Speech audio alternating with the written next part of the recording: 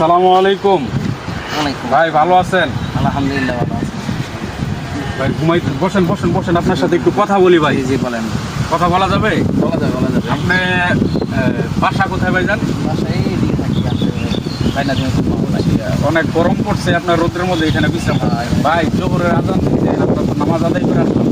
আপনি কি নামাজটা আদায় করছেন কিনা? নামাজটা আদায় করি না, আমি এখানে বসে আসছিলাম কারণ বিভিন্ন ধরনের মাছের টেনশন ছিল, তো তাই এখানে এসে বসে নামাজটা পড়তে পারি। আসলে ভাই আমাদের কিন্তু যত টেনশনই থাকুক, যত কিছুই থাকুক, যত পেরেশানির মধ্যেই থাকেন না কেন, আগে আল্লাহ তাআলার কদমে সেজদা করতে হবে। আল্লাহ তাআলা আমাদেরকে তৈরি করেছেন, সৃষ্টি করেছেন আল্লাহ তাআলার নৈকট্য হাসিলের জন্য, আল্লাহ তাআলার গোলামি করার জন্য। তো আমরা সমস্ত যত ব্যস্ততা আছে, সমস্ত ব্যস্ততাকে দূরে রেখে আমরা আল্লাহ তাআলার কদমে সেজদা করব। আমরা যদি নামাজ রীতিমতো অক্ষমতা না আদায় করি, আল্লাহ তাআলা আমাদেরকে কবরের মধ্যে 3টি আযাব নাজিল করবেন আমাদের উপরে। 1 নম্বর আযাব হচ্ছে বেনামাজির কবরে ডান পাশের মাটি বাম পাশের মাটি বেনামাজিকে এমন জোরে চাপ দিবে, ডান পাঁজরের হাড়গুলি বাম পাঁজর দিয়ে বের হয়ে যাবে, বাম পাঁজরের হাড়গুলি ডান পাঁজর দিয়ে বের হয়ে যাবে।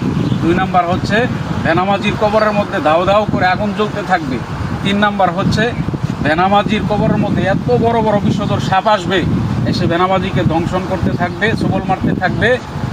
এত বড় বড় বিষধর সাপ, যেই সাপ যদি একটু বিষ, একটু শ্বাস দুনিয়ার জমিনে ছেড়ে দেয়, গোটা দুনিয়া পুরে ছারখার হয়ে যাবে।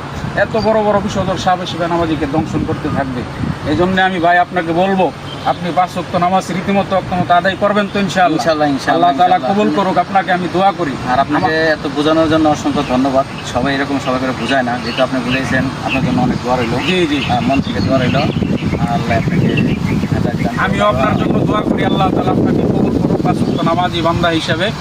আর আপনাকে ঘুমে ডিস্টার্ব করলাম, এই জন্য ডিস্টার্ব না, অসংখ্য ধন্যবাদ বোঝানোর জন্য। কারণ আমি এসে শুয়ে আসছিলাম, খাতিজামা একটু অন্য টেনশনে, যেটা বুঝাইছেন ইনশাল্লাহ করার চেষ্টা করবো। জি, আল্লাহ তাআলা কবুল করুক।